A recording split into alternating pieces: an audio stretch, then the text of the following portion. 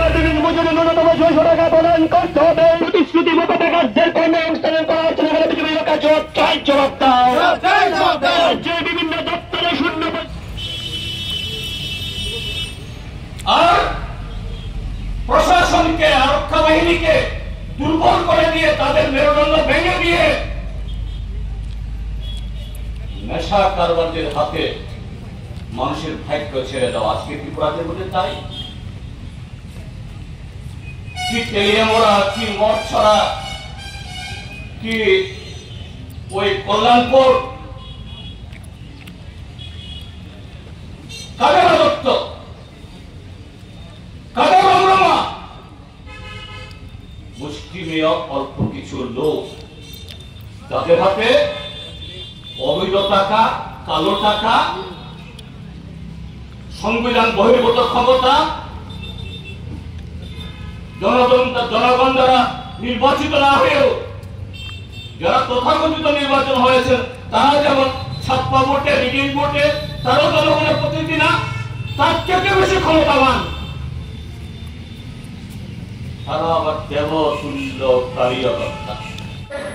গণতান্ত্রিক ব্যবস্থায় একটা গুরুত্বপূর্ণ জায়গা হচ্ছে নির্বাচন, আর নির্বাচনের মধ্য দিয়েই গণতান্ত্রিক অধিকারকে একটা প্রক্রিয়া এবং পদ্ধতির মধ্য দিয়ে যখন এটাকে মানুষের সামনে এসে দাঁড়ায়, মানুষ ভোট দেন, গণতান্ত্রিক অধিকারের মধ্য দিয়ে সংখ্যাগরিষ্ঠ মানুষের এর ভোট দানের মধ্য দিয়ে যারা নির্বাচিত হয়, এই নির্বাচনের মধ্য দিয়েই গোটা দেশের, গোটা রাজ্যের আপন মানুষের সার্বিক উন্নয়নের প্রশ্নে দেশের এবং রাজ্যের সরকার কর্মসূচি গ্রহণ করে। আমরা দেখলাম 2014 সালে কেন্দ্রে এনডিএ নেতৃত্বে বিজেপি সরকার আজকে পর্যন্ত দেশটা পরিচালনা করছে। রাজ্যে 2018 সাল থেকে আজকে পর্যন্ত রাজ্য বিজেপি, আইপিএফটি এবং সর্বশেষ মথার নেতৃত্বে যৌথ জোট সরকার রাজ্যের মধ্যে প্রতিষ্ঠিত। গণতান্ত্রিক ব্যবস্থায় নির্বাচন যে একটা গুরুত্বপূর্ণ জায়গা, সংখ্যাগরিষ্ঠ মানুষের ভোটে নির্বাচিত সরকারের দায়িত্ব পালন করার কথা।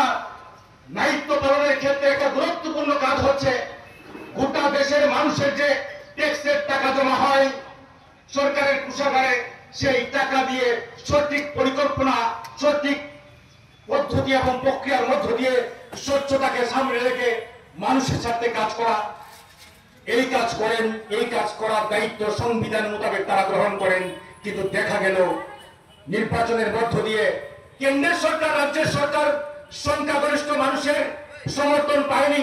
সংখ্যালঘিষ্ঠ মানুষের সমর্থন নিয়ে ভোট ভাগাভাগি করে ক্ষমতায় প্রতিষ্ঠিত হওয়ার পর তারা তাদের দায়িত্ব পালন করছেন, কারণ তার বেশি মানুষের যেহেতু সমর্থন পাননি, সংখ্যালঘিষ্ঠ মানুষের সমর্থন পেশ সরকারে আছেন।